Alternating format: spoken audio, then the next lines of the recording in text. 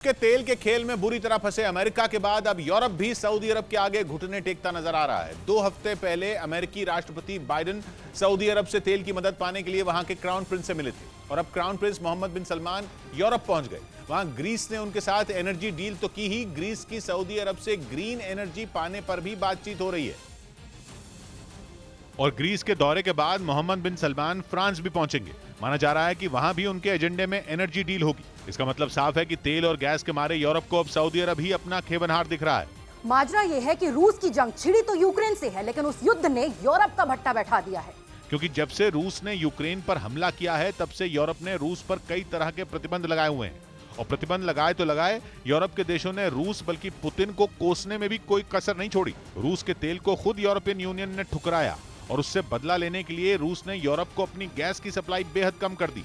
यानी यूरोप ने पुतिन को आंखें दिखाकर खुद ही अपने पैरों पर कुल्हाड़ी मार ली। क्या आप अपनी कृषि भूमि से रोजाना कमाई करना चाहते हैं? तो विजेताओं से सीखें, देर न करें। फ्रीडम ऐप को अभी डाउनलोड करें।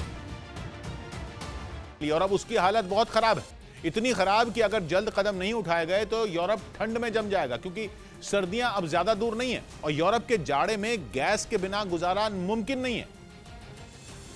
इसलिए यूरोप ऊर्जा पाने के लिए छटपटा रहा है। क्लीन एनर्जी, तेल, गैस चाहे जैसे भी मिले, नहीं तो उसके कारखानों पर ताला लग जाएगा। अगर फैक्ट्रियां बंद हुई तो यूरोप का बंटाधार हो जाएगा। इसलिए वो एनर्जी सप्लायर ढूंढ रहा है। और सऊदी अरब कच्चे तेल का दुनिया का सबसे बड़ा एक्सपोर्टर तो है ही, वो ग्रीन एनर्जी भी बना रहा है। ऐसे में यूरोप की ऊर्जा की इतनी बड़ी डिमांड को सऊदी अरब पूरा कर सकता है। यानी जंग की शुरुआत में जो अमेरिका और यूरोप तेल का प्रोडक्शन बढ़ाने के लिए सऊदी अरब पर दबाव बना रहे थे, अब वो उस सऊदी अरब के आगे ही सरेंडर करने को मजबूर हो गए हैं। चक्कर यह कि यूक्रेन के युद्ध की वजह से रूस और अमेरिका, यूरोप आमने सामने हैं, लेकिन सऊदी अरब इस लड़ाई से दूर बना हुआ, इसलिए वो जमकर मलाई खाने में लगा है।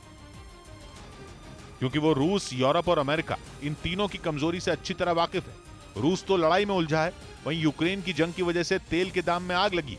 इस आग की आंच यूरोप और अमेरिका की अर्थव्यवस्था को झुलसा रही है। महंगाई वहां आसमान छू रही है। अमेरिका के पास तो फिर भी अपना तेल है, ऊर्जा के बाकी ऑप्शन भी हैं, लेकिन यूरोप तेल और गैस के लिए रूस का मोहताज है। इसलिए अमेरिका और यूरोपियन यूनियन ने सऊदी अरब पर यह दबाव बनाने की काफी कोशिश की थी कि वो तेल का प्रोडक्शन बढ़ाए ताकि उसकी कीमत काबू में आ सके, लेकिन सऊदी अरब नहीं माना। अपनी बात मनवाने के लिए बाइडेन 2 हफ्ते पहले क्राउन प्रिंस मोहम्मद बिन सलमान से मिलने सऊदी अरब भी गए थे, लेकिन तब भी सऊदी अरब ने अमेरिका को कोई वादा नहीं किया।